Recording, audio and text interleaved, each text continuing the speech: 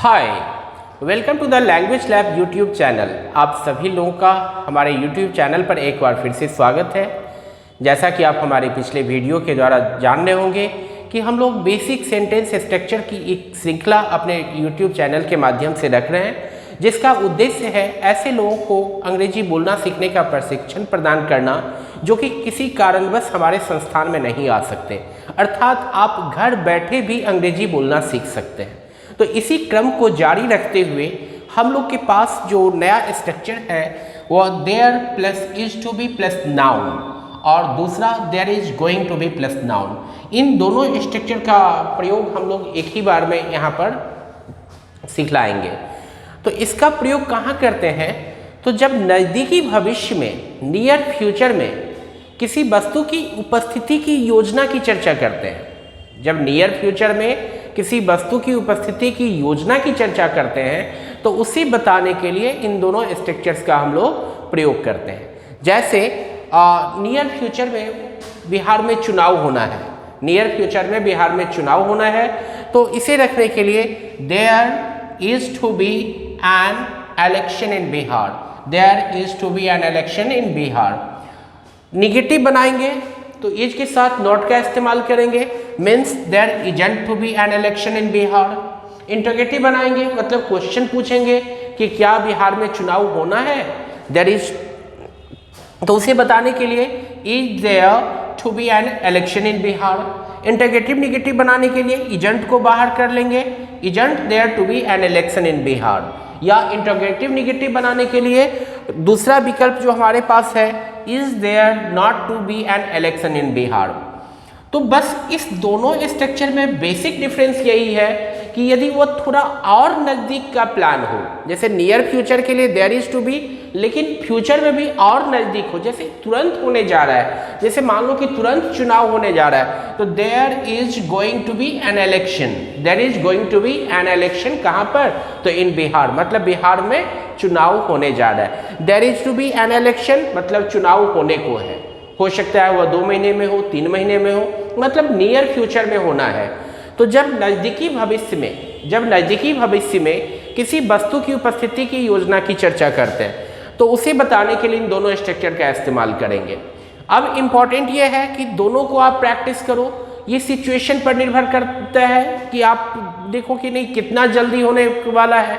यदि इमीडिएट होने जा रहा है तो there is going to be, नहीं थोड़ा देर से होने जा रहा है तो देयर इज टू बी, नहीं एकदम भविष्य में होगा, कोई सर्टेनिटी नहीं है, तो इससे पिछली वीडियो में जो मैंने चर्चा किया था शैल विल का इस्तेमाल करेंगे कि चुनाव होगा, there will be an election in Bihar. अब इम्पॉर्टेंट फैक्टर क्या है जो कि हमेशा हम बता रहे हैं, सिर्फ आप स्ट्रक्चर को समझ लिए, देख लिए, जान लिए, इससे आपका किसी भी प्रकार का कोई डेवलपमेंट नहीं होगा। अब इम्पॉर्टेंट फैक्टर क्या है कि इस स्ट्रक्चर को इस्तेमाल करते हुए फिर आप प्रैक्टिस करना शुरू करो। आप टारगेट बनाओ कि कम से कम 15-20 मिनट बोल करके नए नए वर्डों को शब्द को मिला करके आप प्रैक्टिस करो। प्रैक्टिस के माध्यम से आप देखेंगे कि बहुत ही जल्दी आप में कॉन्फिडेंस आ जाएगा और आप धारा प्रवाह, आप फ्लुएंटली अंग्रेजी बोलने में सक्षम हो पाएंगे। याद रखेंगे, फ्लुएंटली बोलने के लिए फ्लुएंटली प्रैक्टिस करना होगा। फ्लुएंसी सिर्फ देख करके, समझ करके नहीं आता है, फ्लुएंटली बोलने के लिए आपको फ्लुएंटली प्रैक्टिस करना होगा। तो इसके लिए आपको टारगेट क्या बनाना है कि प्रत्येक स्ट्रक्चर पर ये टारगेट बना लो कि नहीं, मतलब एक सांस में कम से कम 10-12 वाक्य हम बोल पाएँ। मिनिमम 4 सेंटेंसेज का एक सेट आप बनाओ जिसको कि एक सांस में बोले, धीरे धीरे आप उसको आगे बढ़ाओ। जैसे मैं इसका कुछ डेमो दे देता हूँ, जैसे there is to be a park, there isn't to be a park, is there to be a park, isn't there to be a park, there is to be a stadium, there isn't to be a stadium, is there to be a stadium, isn't there to be a stadium.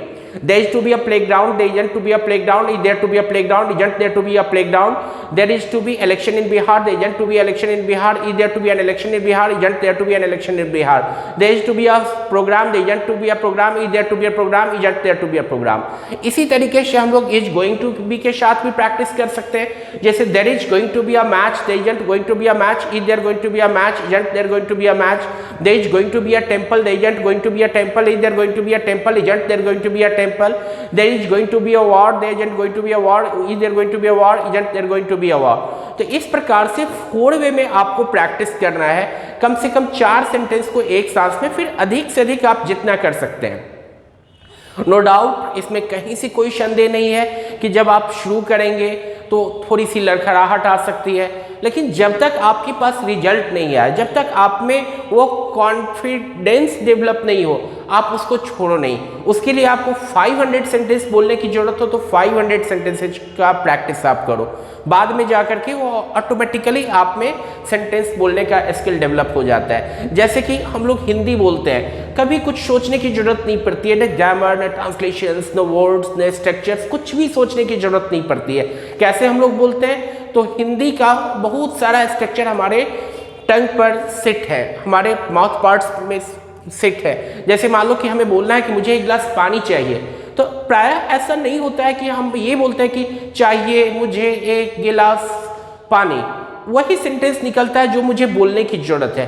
क्यों? क्योंकि उस तरीके का structure बोलचाल करते हुए practice के माध्यम से हमारे टंग पर सेट हो चुका है। तो उसी तरीके से आपको इंग्लिश में यदि कुछ सर्टेन स्ट्रक्चर सेट हो जाते हैं आपके टंग पर, तो फिर आपको बोलने में बिल्कुल ही दिक्कत नहीं होगा और आप फ्लुएंटली अंग्रेजी बोलने में सक्षम हो पाएंगे। तो इन्हीं सब बातों के साथ आज मैं इस वीडियो में अभी विराम लेता हूं और फिर अगली वीडियो में एक नए स्ट्रक्चर के साथ आएंगे।